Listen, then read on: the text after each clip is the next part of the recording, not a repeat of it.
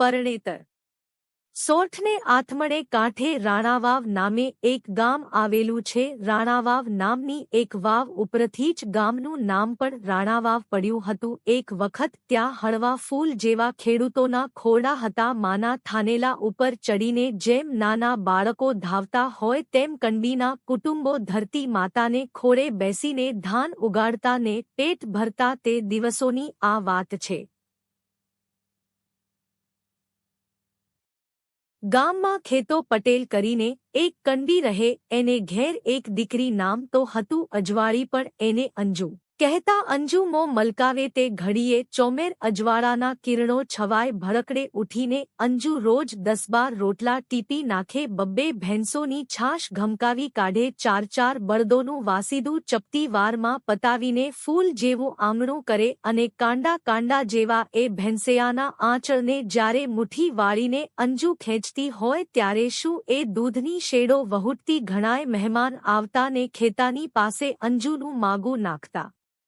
ખેતો કહેતો હજી દીકરી નાની છે. ખેતા પટેલને આંગણે એક દિવસ એક જુવાન કંડી સાથી રહેવા આવ્યા. અંગ ઉપર લુગડા નહોતા, મોઢા પર નૂર નહોતું, પણ માયા ઉપજે એવું કાંઈક એની આંખમાં હતું. ખેતા પટેલે એ જુવાનને સાથી રાખ્યો. 3 ટંક પેટીયું, 2 જોડ લુગડા, 1 જોડ પગરખા અને મોલ પાકે ત્યારે એક દિવસની અંદર એકલે હાથે લણી લે તેટલા ડુંડા. આવો મુસારો નક્કી થયો. જુવાન કંડી કામે લાગ્યો. સાથીને ભાત આપવા અંજુ પોતે જાતી. બપોરે ખેતરે ભાત લઈ જવાની હોશમાં ને હોશમાં અંજુ હવે તો 2 પહોર ચડે ત્યાં જ બધું કામ આટોપી લેતી. 2 જાડા રોટલા ઉપર માખણને 1 લેઆંદો લીંબુના પાણીમાં ખાસ પલાળી રાખેલી ગરમરના 2 કકડા અને દોણી ભરીને ઘાટી રેડિયા જેવી છાશ એટલું લઈને બપારે અંજુ જયારે ખેતરે જાતી ત્યારે એનું મોં જેવું રૂડું લાગતું તેવું કયારે ન લાગે. સાથીની પડખે બેસીને અંજુ તાણ કરી કરી ખવરાવતી. ન ખા તો તારી માં મરે, મારે માં નથી.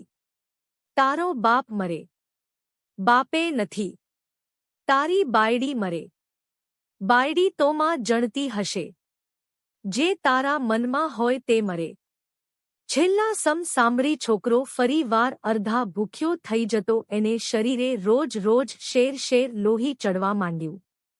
એક દિવસ છોકરાએ પૂછ્યું, તું મારા ઉપર આટલી બધી દયા કેમ રાખ? તું અનાથ છે, તારે મા બાપ નથી માટે.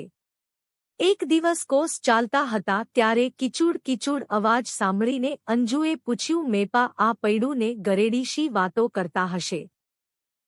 મેપો બેલ્યો પૈડાને. એનો આગલો ભવ સાંભળે છે ગરેડીને. એ કહે છે કે ગરેડીબાઈ એ આલ્યો ભવ તું હતી પટેલની છોકરીને હું હતો સાથી. મેર રાયા હવે ફાટ્યો કે માકડાને મોઢું આવ્યું કે કહેવા દેજે મારા આતાને. એવી એવી ગમ્મતો મંડાતી. એમ કરતા ઉનાળો વીતી ગયો. મેપાએ ખેતર ખેડી ખેડીને ગાદલા જેવું સુવાળું કરી નાખ્યું. બોરડીનું એક જાડું તો શું પણ ઘાસનું એક તરણુંએ ન રહેવા દીધું. સાંઠીએ આ સુડી સુડીને એના હાથમાં ભંભોલા ઉઠ્યા. અંજુ આવીને એ ભંભોલા ઉપર ફૂંકતી અને મેપાના પગમાંથી કાંટા કાઢતી. ચોમાસું વરસ્યું જાણે મેપાનું ભાગ્ય વરસ્યું. દોથામાં પણ ન સમાય એવા તો જારબાજરાના ડુંડા નીંગલ્યા. બપોરે જ્યારે મેપો મીટ માંડીને મોલ સામે ટાંપી રહેતો ત્યારે અંજુ પૂછતી, શું જોઈ રહ્યો છે? જોઈ તો રહ્યો છું કે આટલામાંથી ઓણ બાયડી પરણાશે કે નહીં. પણ તને મફત બાયડી મળે તો હું અનાથ કહેવાઉં ને. લાણીને દિવસ નક્કી થયો. કેટલાક દિવસ થયા. મેપો રોજ રોજ લીલા લીલા ઘાસની એક ગાંસડી વાઢીને ગામના એક લુહારને દઈ આવતો. લુહારની સાથે એને ભાઈબંધી જામેલી. લુહારે એને એક દાતરડી બનાવી દીધી. દાતરડીને રાણાવાવનું પાણી પાયું અને એ દાતરડી કેવી બની હાથપગ આવ્યો હોય તે બટકા ઉડાડી નાખે તેવી. લાણીને દિવસે સવાર થયું ને મેપો દાતરડી લઈને ડુંડા ઉપર મંડાયો. બે પહોર થયા ત્યાં તો ત્રીજા ભાગનું ખેતર કોરુંધાકોર કરી નાખ્યું. પટેલે આવીને નજર કરી ત્યાં એની આંખો ફાટી રહી. ઘેર જઈને પટેલે પટલાણીને કહ્યું, નખખેયાદ વળ્યું, સાંજ પડશે ત્યાં એક કુંડું પણ આપણા નસીબમાં નહીં રહેવા દે. આખું વરસ આપણે ખાશું શું? અંજુએ એના આતાના નિસાસા સાંભળ્યા. એણે એની સેના સજવા માંડી. આભલાના ભરત ભરેલા હીરવણી ચણિયો અને માથે કસુંબલ ચુંદડી મીણડલા લઈને માથું એળ્યું. હિંગોળ પૂર્યો ભાત લઈને અંજુ આજ તો વહેલી વહેલી ચાલી નીકળી. ભાતમાં ધીએ ઝબોળેલી લાપસી હતી. મેપો ખાવા બેઠો પણ આજ એનું હૈયું હેઠું નથી બેસતું. અંજુએ ખૂબ વાતો કાઢી પણ મેપા વાતોએ ન ચડ્યો. ગલેફામાં બે ચાર કેળિયા આડાવડા ભરીને મેપાએ હાથ વિહળ્યા. ચુંદડીને છેડે એક એલચી બાંધી હતી તે છોડીને અંજુએ મેપાને મુખવાસ કરાવ્યો. પણ મેપાને આજ એલચીની કિંમત નહોતી. એ ઉઠ્યો.